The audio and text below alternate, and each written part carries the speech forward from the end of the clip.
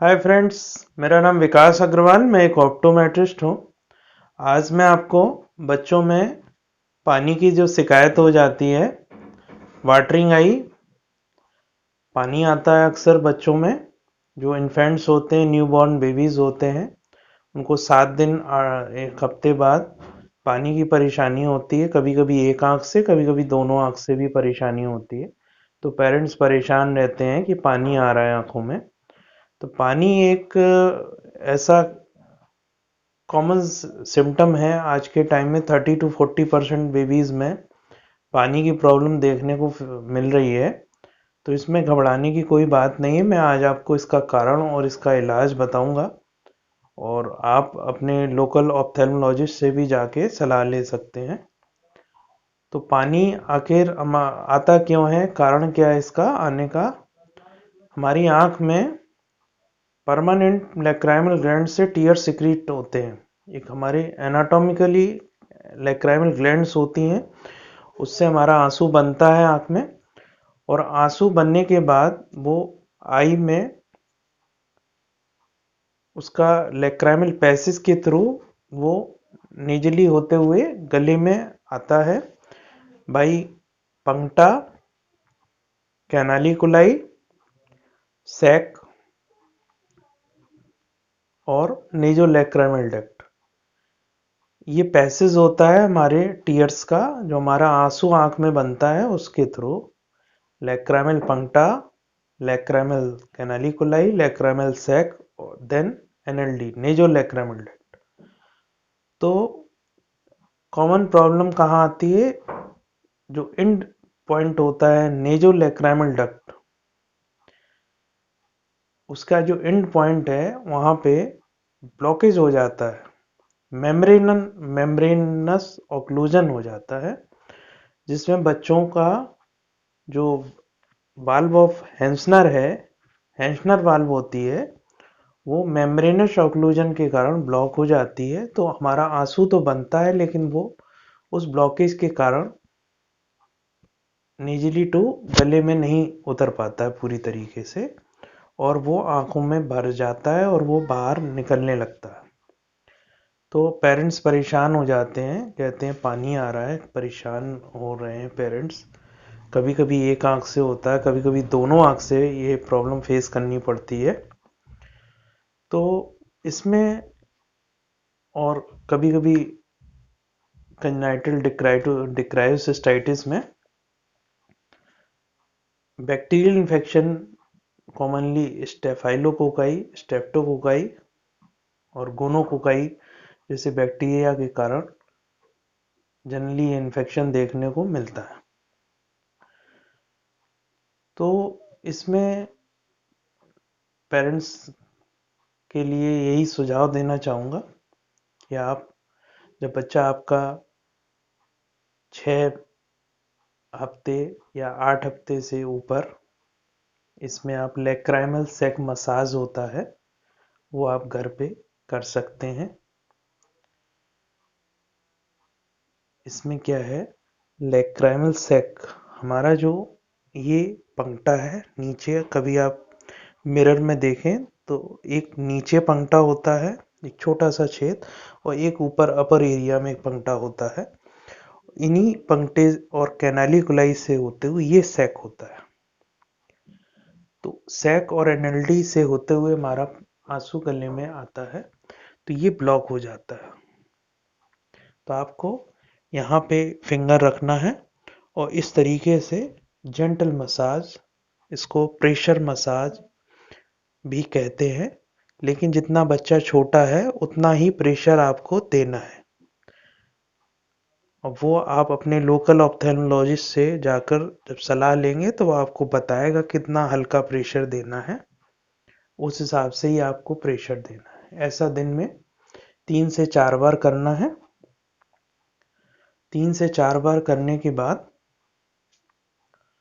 इसके बाद antibiotic drops आपका लोकल ऑप्थेल्मोलॉजिस्ट आपको प्रिस्क्राइब करेगा।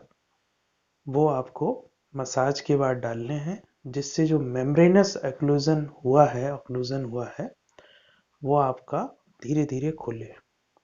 तो 90% केसेस में ये ऑक्लूजन रिजॉल्व हो जाता है, खुल जाता है। हाइड्रोस्टेटिक प्रेशर बोलते हैं जो हम लोग, ये लैक्राइमल सैक मसाज को हाइड्रोस्टेटिक प्रेशर बोला जाता है, उससे ये मेम्ब्रेनस ऑक्लूजन ओपन हो जाता है। और 10% केसेस ऐसे होते हैं जिनमें फिर सिरिंजिंग करवाना पड़ता है। सिरिंजिंग जो है वो 4 से 6 महीने के बीच में,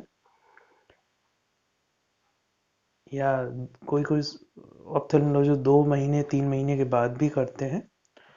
और सिरिंजिंग करने के बाद भी अगर कोई प्रोसेस में, सिरिंजिंग के बाद भी, सिरिंजिंग में क्या होता है कि सलाइन और एंटीबायोटिक सॉल्यूशन को लेके इंजेक्ट किया जाता है पंक्टा के थ्रू। उसको हाइड्रोलिक प्रेशर से सिरिंज में सलाइन और एंटीबायोटिक सॉल्यूशन लेके इंजेक्ट किया जाता है, तो वो हाइड्रोलिक प्रेशर के थ्रू मेम्ब्रेनस ऑक्लूजन खुलता है। ऐसा हफ्ते में 2 बार किया जाता है। इसके बाद भी अगर कोई सुधार आंखों में पानी आने में नहीं होता है तो आपका ऑप्थेल्मोलॉजिस्ट आपको प्रोबिंग की सलाह देता है। प्रोबिंग क्या है? प्रोबिंग में पंक्टा कैनाली कुलाई के थ्रू एक इंजेक्शन लगाया जाता है, उसको खोलने के लिए प्रोबिंग बोलते हैं। प्रोबिंग में ज़्यादातर पेशेंट्स को आराम मिल जाता है, और ये मसाज और एंटीबायोटिक ड्रॉप्स तो आपका जनरली चलता ही रहेगा। और किसी किसी पेशेंट्स में ये आराम नहीं मिल पाता है इन चीज़ों से भी, तो 4 साल के बाद नासूर या डिक्राइव सिस्टाइटिस का ऑपरेशन किया जाता है आफ्टर 4 इयर्स। आज मुझे आपको यही, हाँ फ्रेंड्स, मैं एक चीज़ और आपको बताना चाहूँगा कि जनरली जो पेरेंट्स हैं या मदर हैं घर में, वो काजल लगाती हैं। पानी आने की शिकायत होने के बावजूद वो आंखों में काजल यूज़ करती हैं। काजल से क्या है, आंखों में और इन्फेक्शन होता है, और वो नली जो ब्लॉक है या मेम्ब्रेनस ऑक्लूजन है एनएलडी का, वो और ज़्यादा बढ़ता है, और बैक्टीरियल इन्फेक्शन का भी खतरा रहता है। तो आप कृपया करके जब भी पानी की शिकायत हो रहती है बच्चों में, तो उस समय काजल का प्रयोग ना करें, जिससे कि और कोई इन्फेक्शन या बैक्टीरियल इन्फेक्शन का ग्रोथ ना हो, और काजल से वो ब्लॉकेज और बढ़ने के चांसेस रहते हैं। तो जब तक पानी आने की शिकायत पूरी तरीके से ख़त्म नहीं हो जाए, जब तक आप काजल का प्रयोग ना करें। काजल क्या है, सेक के थ्रू एनएलडी को ब्लॉक कर सकता है, और काजल एक इन्फेक्शन भी कर सकता है आँखों में, कंजक्टिवाइटिस बढ़ा सकता है बच्चों में। और नॉर्मली जो ब्लॉकेज के कारण जो बैक्टीरिया हैं, वो स्टेफाइलोकोकाई, स्ट्रेप्टोकोकाई, न्यूमोकोकाई जैसे बैक्टीरिया ज़्यादा आँखों में कंजक्टिवाइटिस को भी फॉर्म करते हैं।